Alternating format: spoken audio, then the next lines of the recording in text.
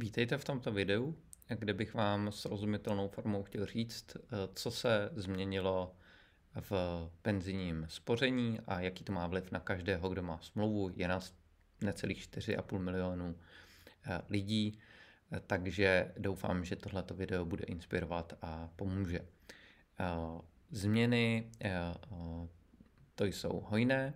Já jsem jich vybral asi 6, které mi přijdou zajímavé a důležité a posuďte sami, jestli je to krok dopředu nebo krok zpátky. To je asi na každém z nás. Pan ministr financí Zbyněk Stanjura, já to tady přečtu, řekl, že jeho cílem nebo cílem toho zákona, tak abych byl přesnější, je nabídnout občanům širší a atraktivnější možnosti státem podporovaných produktů spoření na stáří. Tak uvidíme, jestli se ta mise podařila.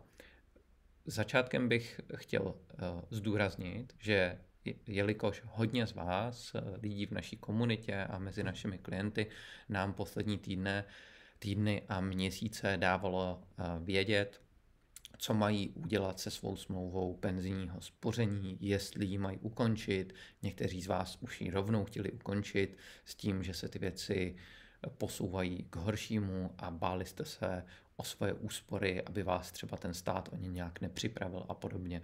Chci vás uklidnit. Změny pro někoho nemusí být úplně takové, že by se zvedl ze židle a jásal, ale na druhou stranu to, co bylo. To znamená například, když nám stát přispíval státní příspěvky, tak na ty nám nesáhne. Není potřeba bezhlavě smlouvu rušit jenom proto, že přicházejí nějaké změny. Změny jsou součástí našeho osobního života, toho finančního života, ty k tomu patří a je důležité se jim nějakým způsobem přizpůsobit. Co se teda mění a co je potřeba reflektovat? Mění se výše státního příspěvku a mění se úložky, které je potřeba, aby jsme posílali na to penzijní spoření, aby jsme na ty státní příspěvky dosáhli. Stačilo 300 korun, dostávali jsme 90 kaček. Teďka budeme muset posílat alespoň 500 korun, aby jsme dostali nějaký příspěvek. Za 500 korun dostaneme 100 korun. Takže ten, kdo přispívá opravdu pár nižších 100 korun, tak bude potřeba, aby si ten svůj příspěvek navýšil. Navyšovat si ho může, na jakou částku chce a potřebuje, avšak maximálně dostane státní příspěvek 340 korun a ten odpovídá úložce 1700 korun. Co se dále mění? Dále se mění daně, o těch budu mluvit v jiném videu.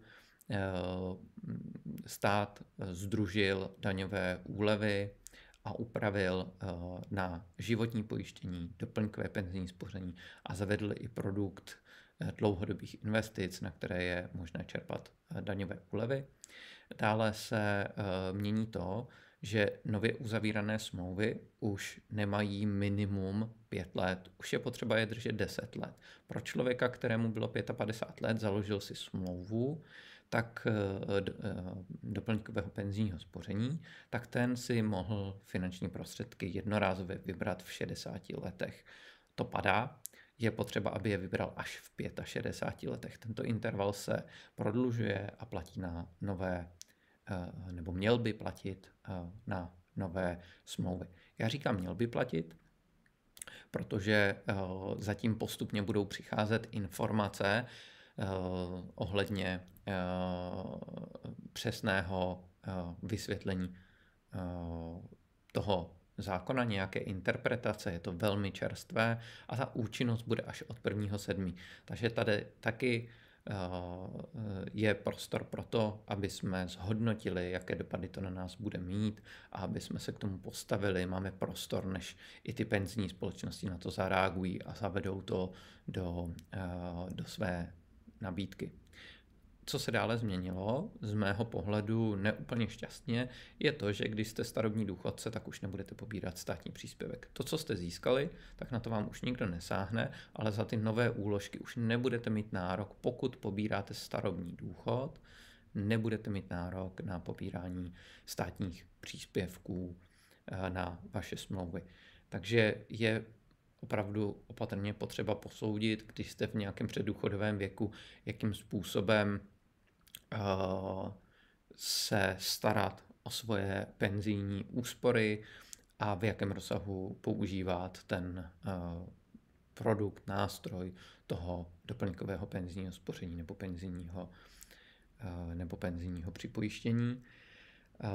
Je tady zároveň i změna ohledně možnosti, když máte peníze v tom starém, takzvaném transformovaném fondu a nechtěli jste přecházet do toho nového doplňkového penzijního spoření, protože tam jsou investiční strategie, kde hodnota peněžních prostředků může kolísat, tak dneska si nově budete moct, respektive ne dneska, ale od toho 7. měsíce, kdy nabyde změna účinnosti, si budete moct založit novou smlouvu na to nové penzijní spoření, tam si vesele spořit a ty finanční prostředky si ponechat zakonzervované s tím nenulovým zhodnocením v tom transformovaném fondu. Pro velmi konzervativní občany je tahleta možnost poměrně zajímavá. To jsou asi ty nejzásadnější změny, které jsem zaregistroval, které na nás mají vliv, to znamená změna ve státních příspěvcích, to je asi to nejzásadnější, účinnost od 1.7., to znamená, je tam dostatek prostoru pro nějaké setkání, zavolání, rozhodnutí se, jak s těmi věcmi naložit, věk, respektive doba těch smluv se prodlužuje z minima 5 let na 10 let. Lze si založit druhou smlouvu na doplňkové penzijní spoření a ponechat si finanční prostředky v tom starém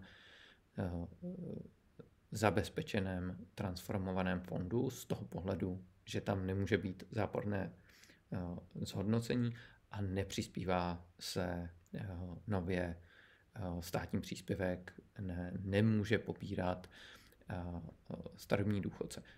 Posuďte sami, jestli jsou to změny, které budou motivovat občany, aby si spořili, jestli vás motivuje si spořit víc, abyste získali větší státní příspěvek, s tím, že se na vás mohou vztahovat určitá omezení v tom důchodovém věku, ale je to velmi individuální a každá smlouva a každý člověk má svůj příběh a je potřeba to řešit v kontextu toho příběhu.